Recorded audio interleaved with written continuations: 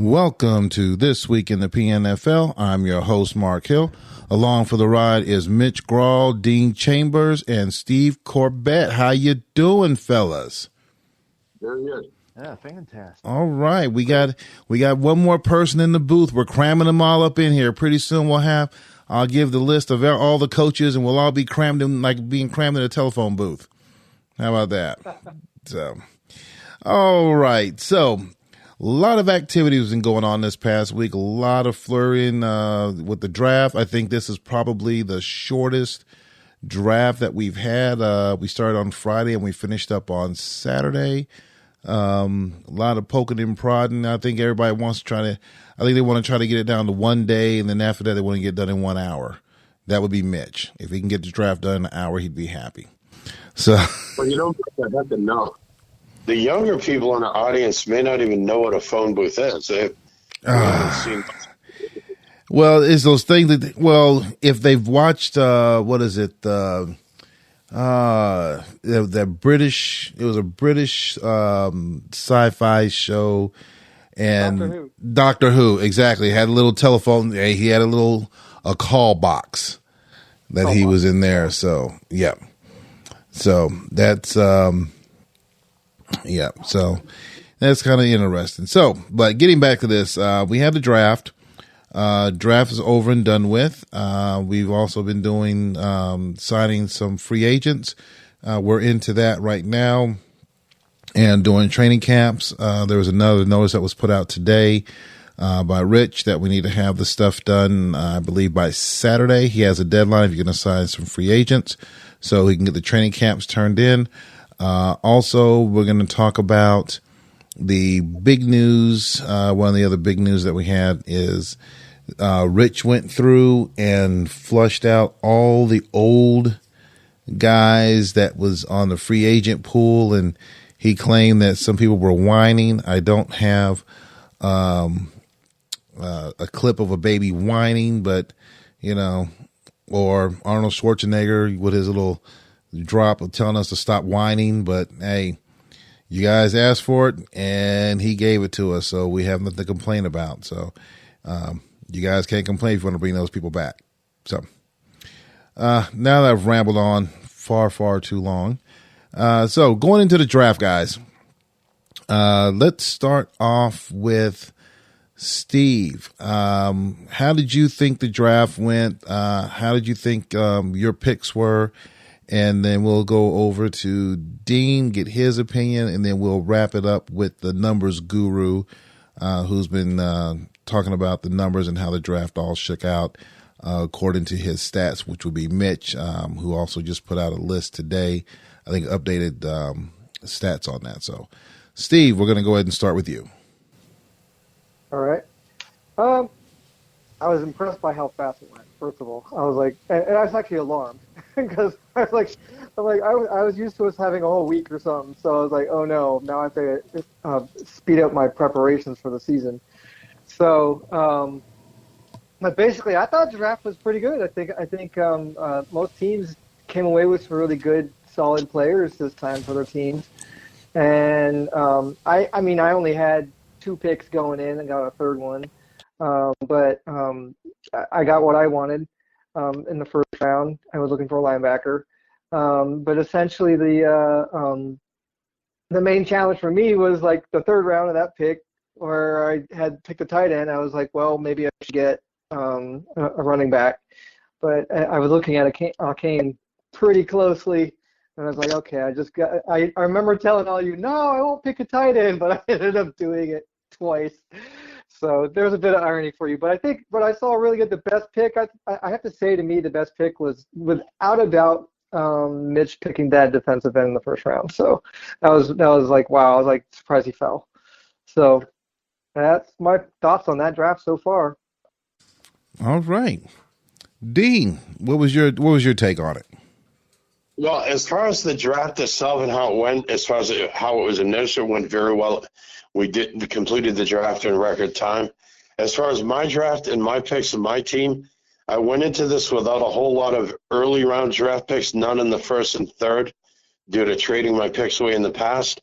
Now, before this draft, I also did a complete reanalysis as part of reanalysis of my team I've been doing in, this for the past several weeks, including the last part of the season and then this off season.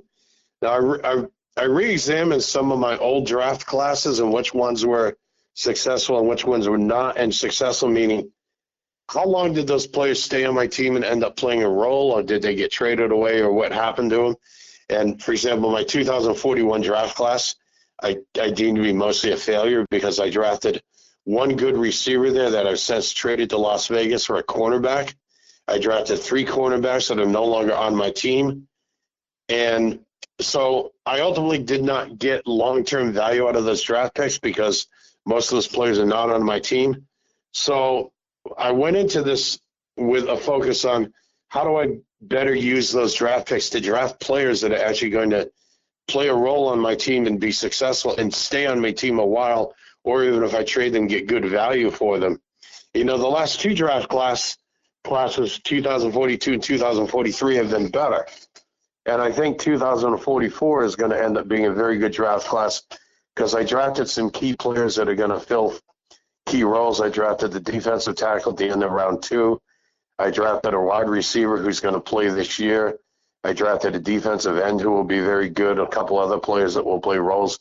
So I think these players that I picked up will be important going forward and will fill important roles. So I think this will, even though in general my draft picks weren't very high, my average draft position was 84. So that's not very good. To give you an idea of the comparison, if you keep your 7-round picks, your average draft position will be in the 40s. So 84 meant my draft picks on average were a bit weaker, but I think despite the kind of picks I had, I believe I was able to make some very good choices with those picks, and I think this will be a successful draft class going forward. Next year I'll have better picks, higher picks, including all 7 of my own, and I should do even better. Okay.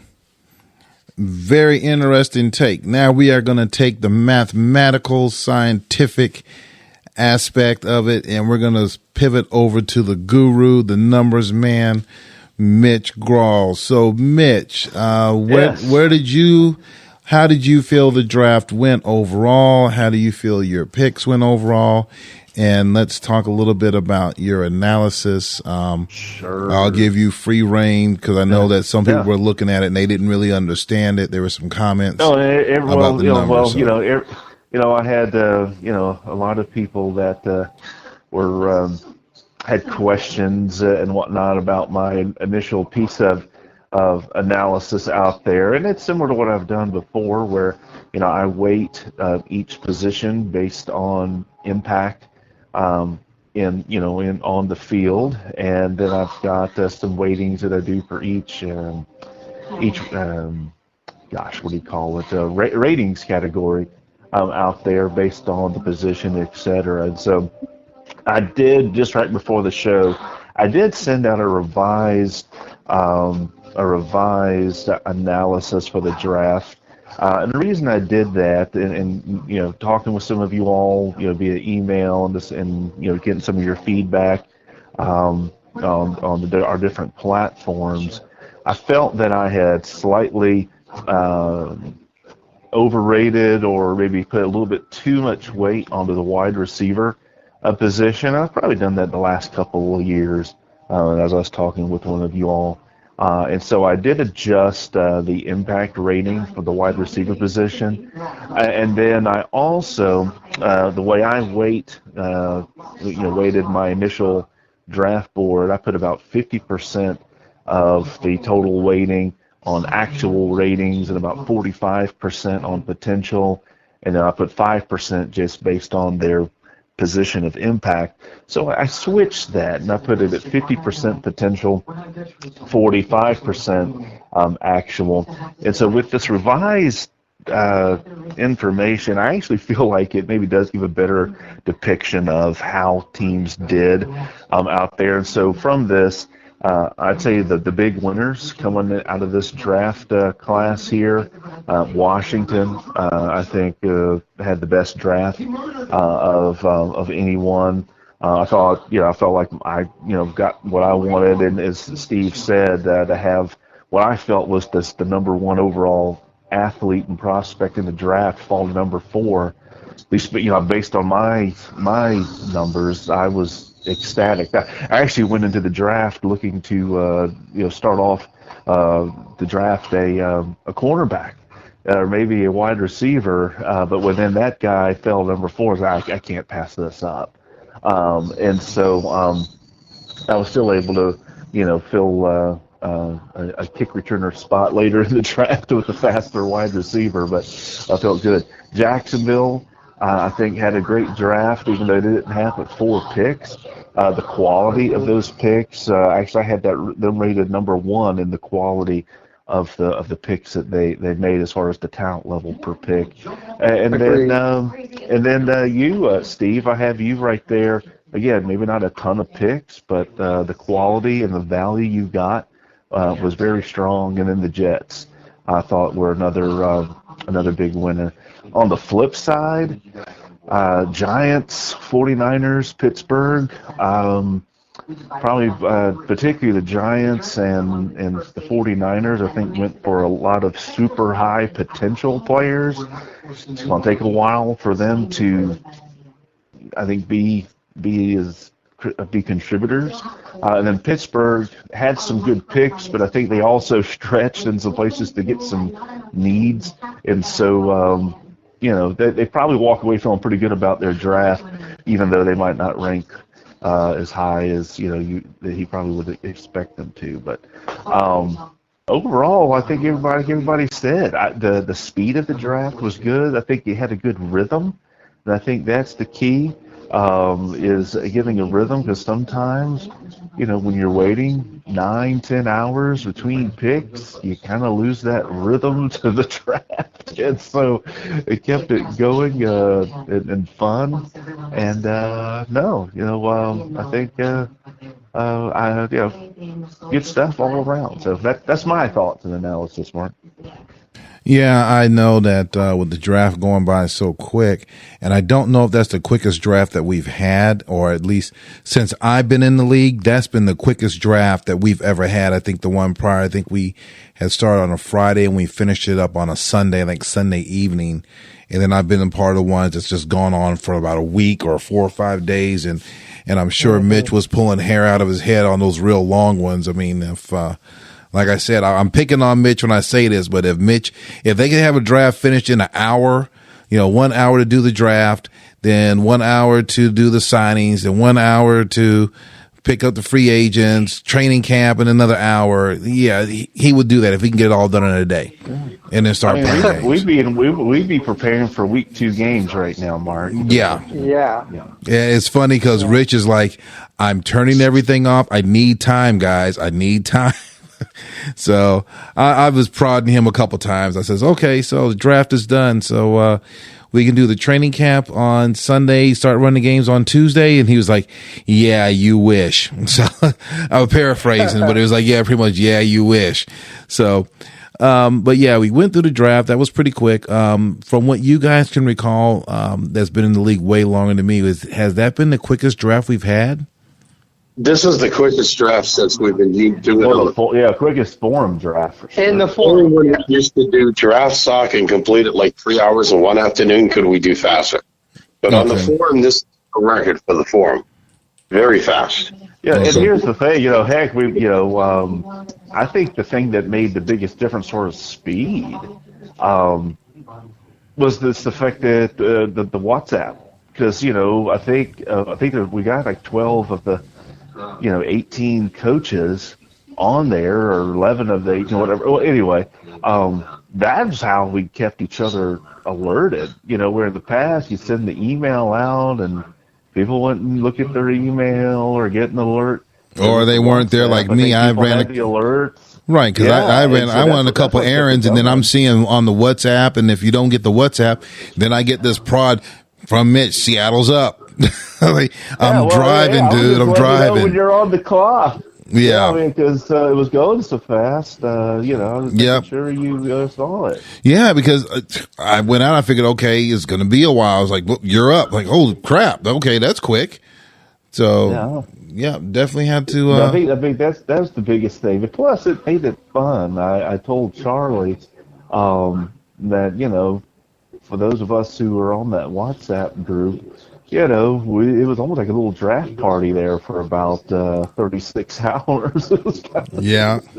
It was kind of fun. Yeah, Or it was fun, but it had a new element to it. And I don't know if I would necessarily want to do it on draft stock or draft stock, whatever it's called. Draft sock. If we're able to do what we did over a weekend. I have concerns with draft stock. 2 or 3 days I think is fine.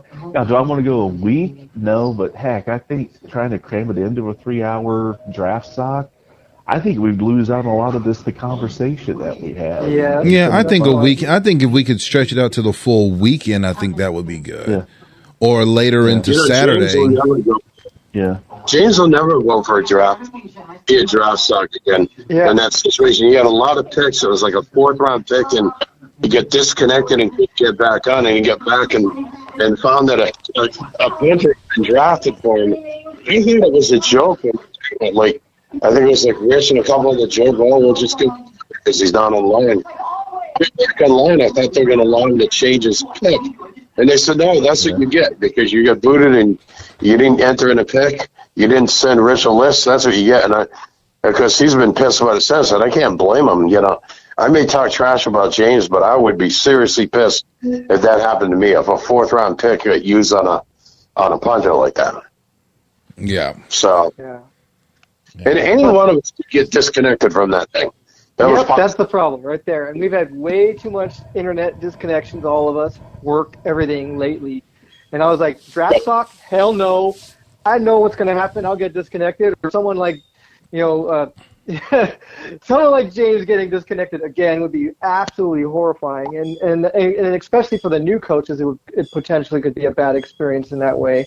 And I've seen other things that happened in the draft stock draft too that were bad, like coaches basically getting rewarded a player through a trade that they never confirmed, and then just all that kind of drama that came through that.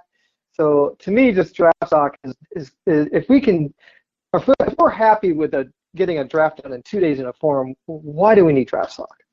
We don't. No. Actually don't. It's obsolete at this point. We can do the draft 2 or 3 days the way we did this last draft. We never need to use draft stock again. Never ever again. And granted, some people might be on vacation, so it might make it worse. But it would be cool if we could time some things out to where we would have the draft on, like a long weekend, like Labor Day or Memorial or something where it's a long weekend, where it's a 3-day weekend for folks. So, it can be a little more casual, but you've got those people are typically maybe more available to, oh crap, I got to draft, do my pick, and leave. But no, I found it fun, and hopefully we can, you may get your wish. Something somewhere in the past. In the future. We went so fast, we might end up in Labor Day weekend with the next draft. Hey man, well, like I said, I think we should already be on week 2 of games. We'll be there soon enough. I know. Definitely. Yeah, we are. Yeah. Really soon. So we talked about the draft. We went through that. Next thing we have coming up is we were doing the free agents and the training camp. So I guess I'll just open this up to anyone that wants to go ahead and start off. I know you guys hate that, but let's talk a little bit about the training camp. I don't know, without giving up too much, what is some of your guys' plans or generalizations as you approach the training camp? Anyone.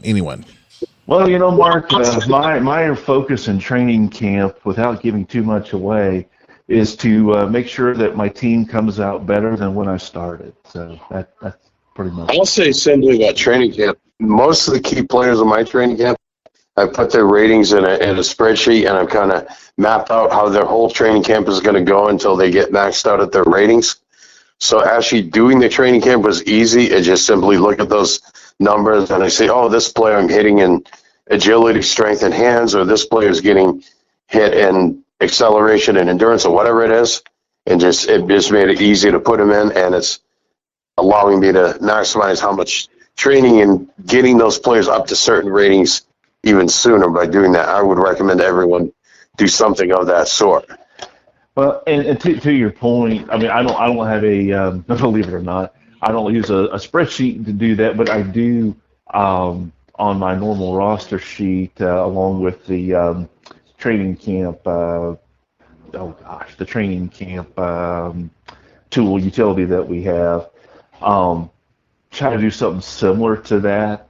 But the big thing that I do, and again, I'm one of the coaches that I use put weights on the different ratings. I know not everybody does that or does it the same way I do, but I look at the ratings that I weight the highest, and I look to try to get those maxed out as fast as possible, or at least maybe 1 point from max.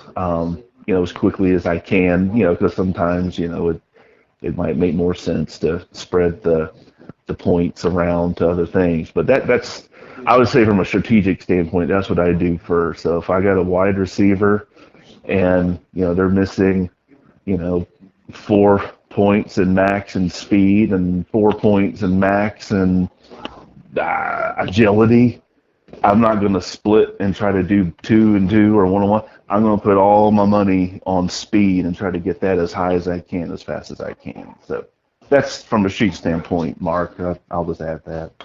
And most of us don't have a choice. I mean, pretty much a lot of us have players with 1 or 2 ratings with 1 point left to go. So I mean, it's or none.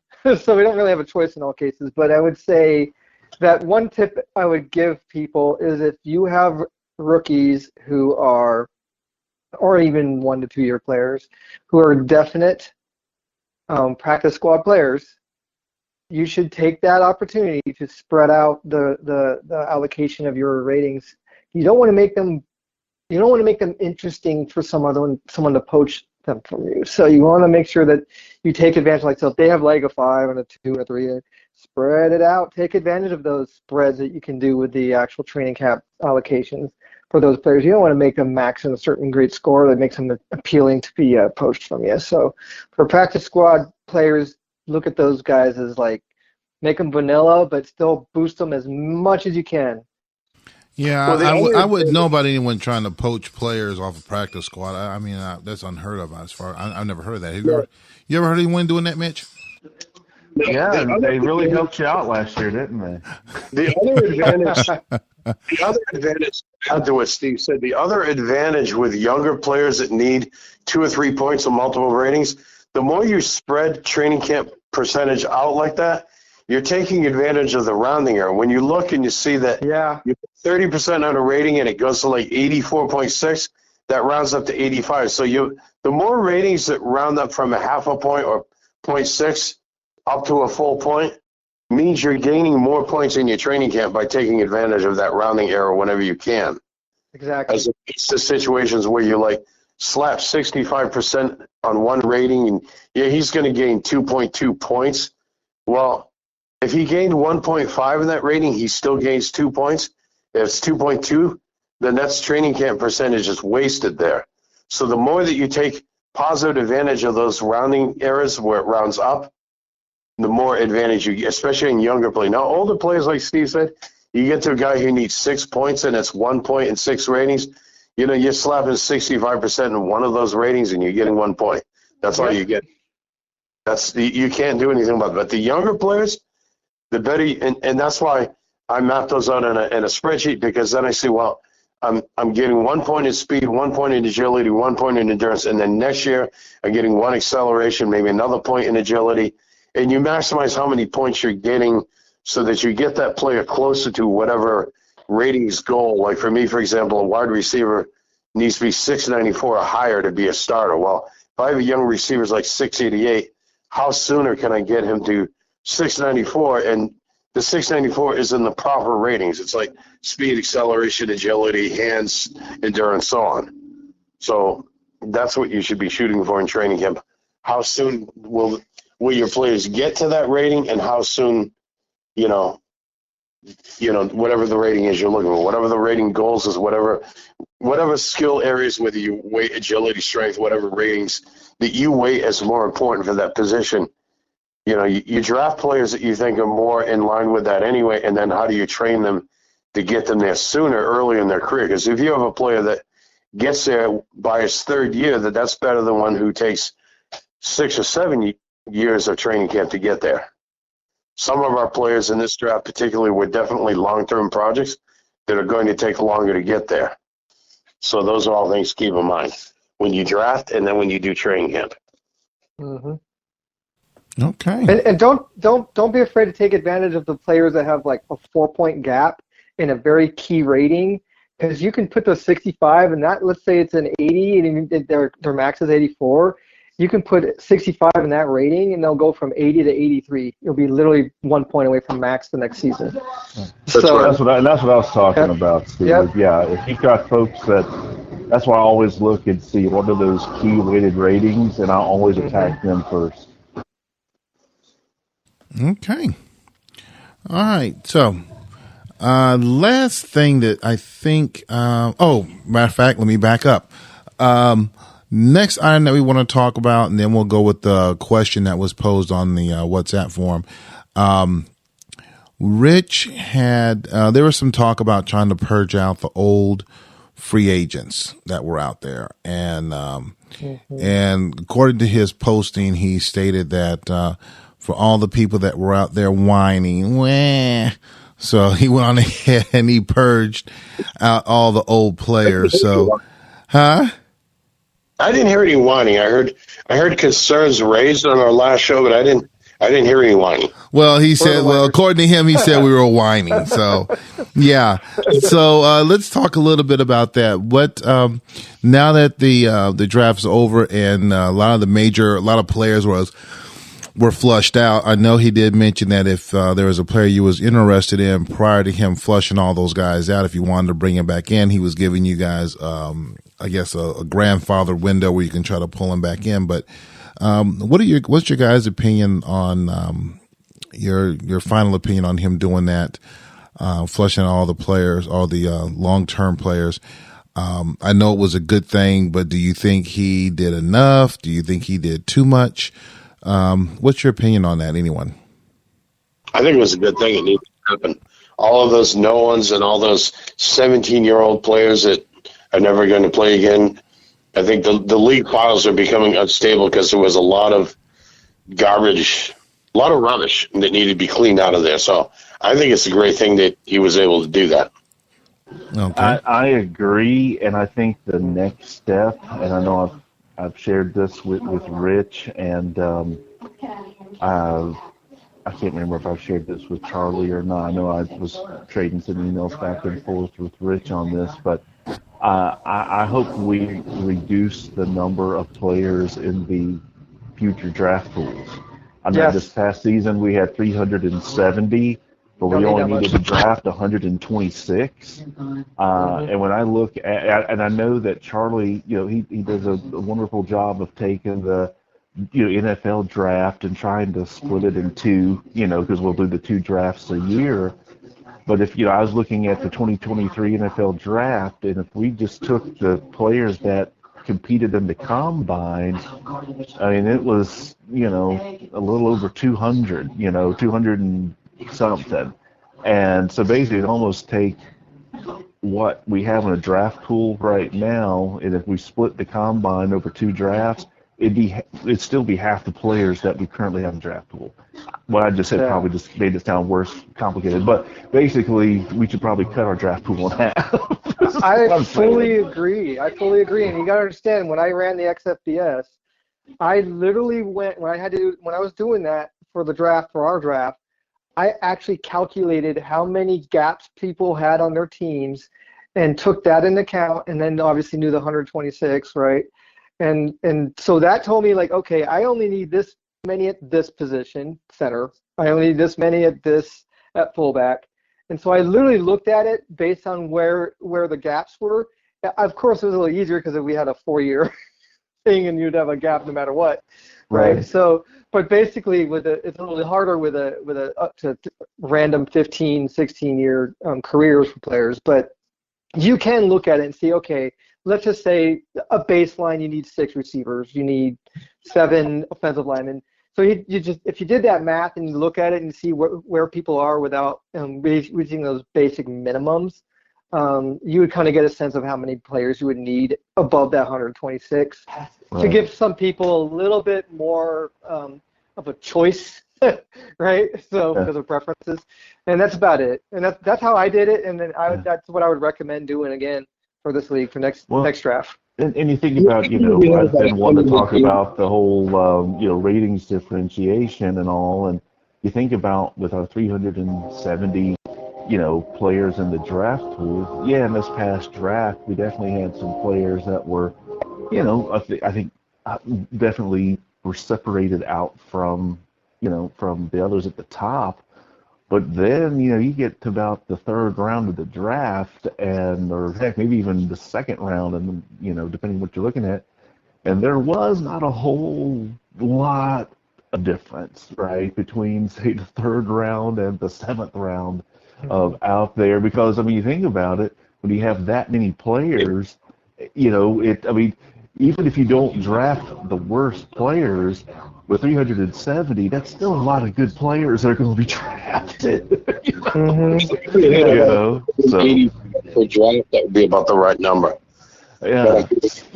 So 126 get drafted, and there'd still be like 50 or 60 that would be free agents, and they might not be as good as the 126 that are drafted, but I think about 185 is about half of what it was. It was 370. Yeah. I was saying, because I went and actually did I don't know if I sent it to you all or not. I might have, but I actually tested it, and like I said, I used the players. I went to the Football Reference website and used the players that were on there as competing in the 2023 NFL Combine. I took them and I said, okay, let me basically split them in 2 by all the positions to make 2 draft pools. And like I said, it comes out to be, like I said, about half of, I think instead of having 20 quarterbacks in this, like we had in this last draft class, or 14, I think it was 14, I think we should have only had like 7 or 8. I think is what it would come out to be. And when you think about what we drafted, that was plenty for what we needed, as an example. So. I would have 4 or 5 quarterbacks only. Scarcity makes them more valuable and makes them worth drafting higher, and makes people want to trade for them. Well, that was the other thing I was thinking about. I say that the fewer people you have, and even with our ratings being a little bit more differentiated, suddenly those top players become much more valuable. Absolutely. Because you can't go, well, I'll just trade back and to the 2nd and 3rd round, and I'll get somebody that's within a half a point of these guys. Well, you might not. Can you imagine if we only had 4 quarterbacks? Do you think I would probably have traded Dak or Kaiser a little quicker? No. If we ran out of draftees in the quarterback position? Probably.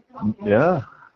Well, I think that, again, that, Charlie, I know I've shared my thought with Rich, and I don't know if I sent Charlie, but anyway, bottom line, I think that's something to think about between now and next year for sure.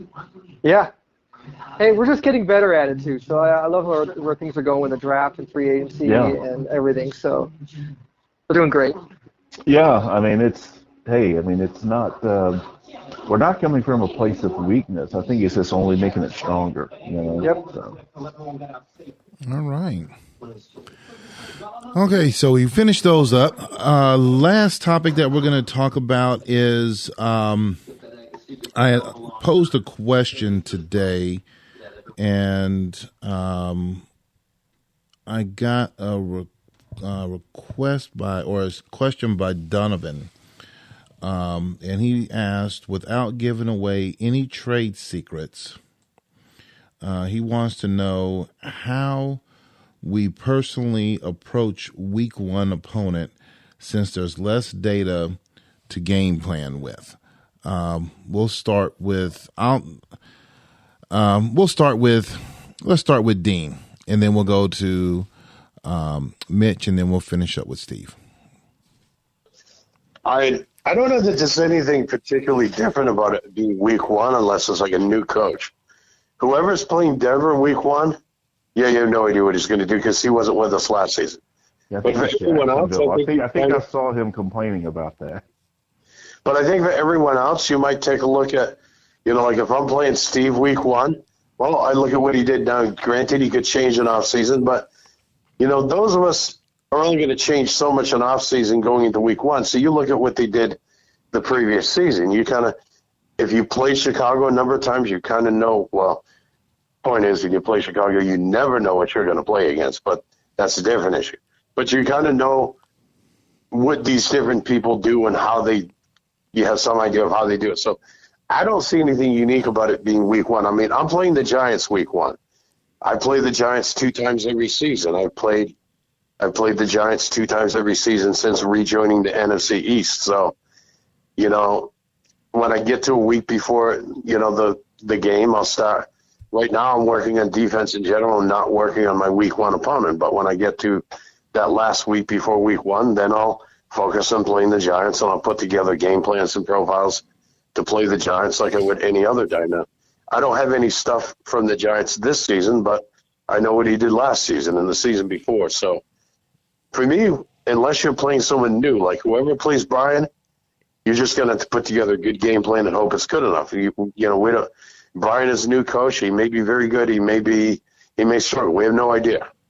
Just like playing Anaheim last season when Shuggy was new, I don't remember who he played week one, but he won that game. And, maybe it's a little bit of a challenge to play some week one that's new to the league. But for everyone else, week one game is like any other week. It could be like a week 5 game or a week 16 game or a week 10 game.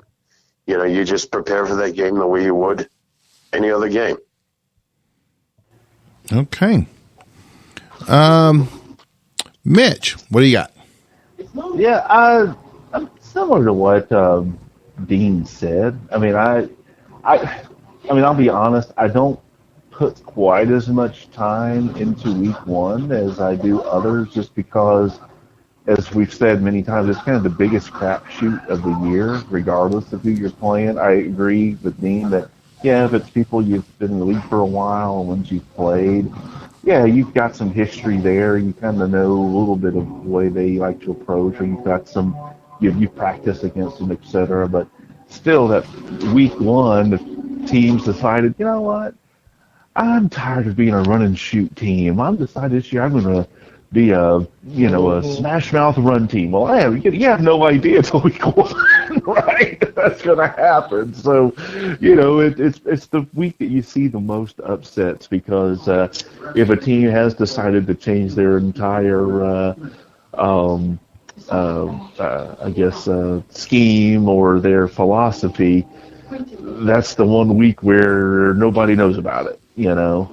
So anyway, so that's, like I said, it's the biggest crapshoot. But I definitely will, build out what I think my opponent will do, and practice and put together a plan based on what I think my opponent's going to do. But might not spend the 96 hours or whatever doing that like I might during the regular week. So anyway. Okay. All right, Steve. It really comes down to who are you playing. So, I mean, basically, we have a few teams that are playing Final Four teams, right? So we have Jags playing the Jets, right? We have the Patriots playing Houston, which was really Kansas City from last season, Super Bowl. We have Minnesota playing Chicago as a playoff team, playing a playoff team. And then Washington, of course, Washington. So you have Seattle, Mark, playing Washington. Mm-hmm. So to me, we know Minnesota is good. We know they know they're good. They know they're a playoff team. But the other three of you, this is your chance to test some of your best stuff that you got against the best, to kind of get a sense of what you need to work on, right? So that's what you are in a position to do. In my situation, I'm playing James, Philadelphia, right? I could get the Philadelphia, well, I'll just say not Philadelphia, but the Detroit that backed into the playoffs with a 5-game losing streak or however long it was, or I could get the one that beat my best XFBS team in the championship. I don't know.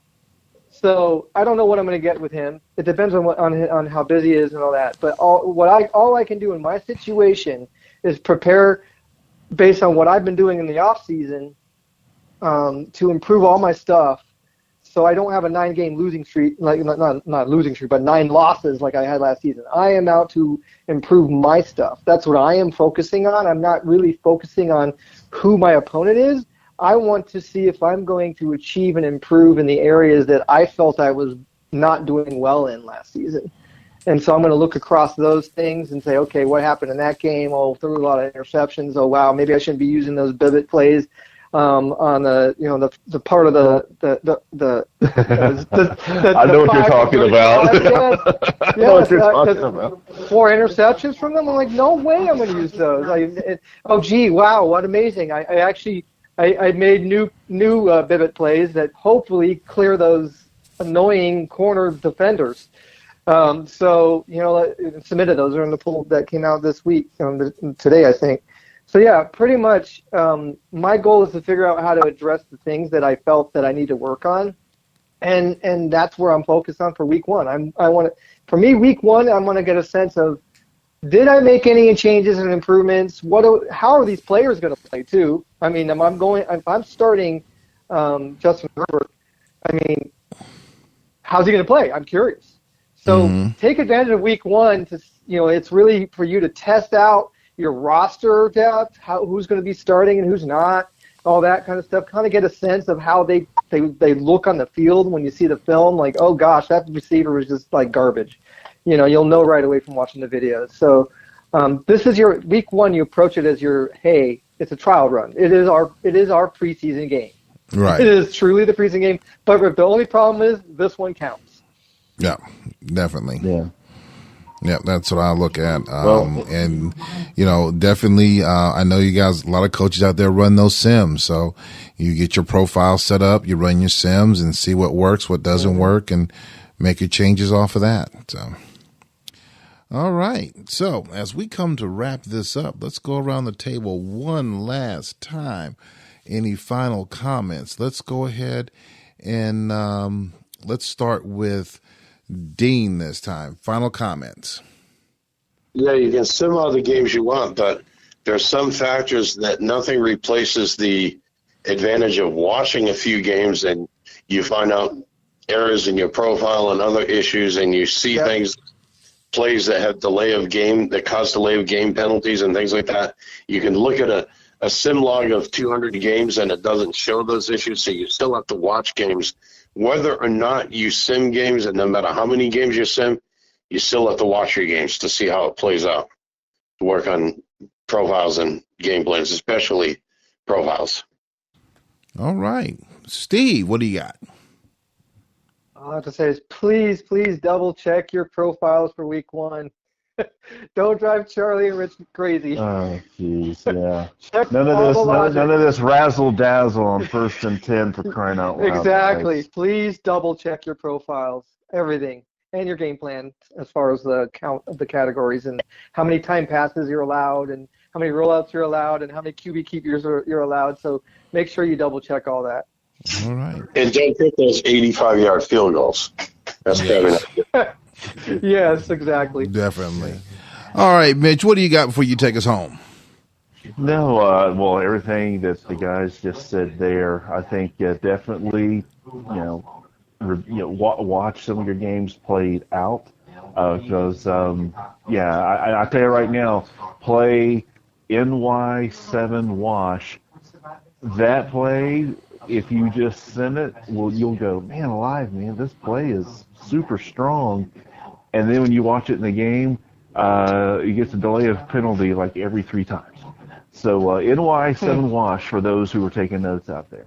But nothing else really to add other than let's get the training camps in and get ready. I guess within 2 weeks we'll be kicking off. So let's have fun and let's get it.